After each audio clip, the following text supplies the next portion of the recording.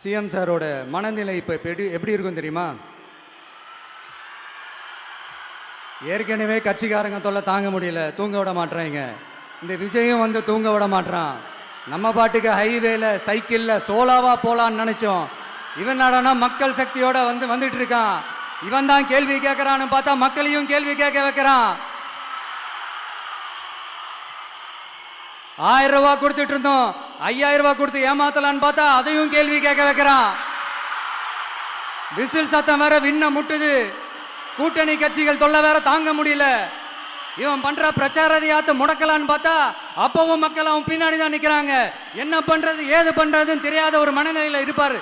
ஆனா சார், நீங்க இந்த விஜயம் முடக்கலாம், ஆனா ஒவ்வொரு வீட்டில் இருக்கிற ஒவ்வொரு விஜயையும் உங்களால முடக்கவே முடியாது.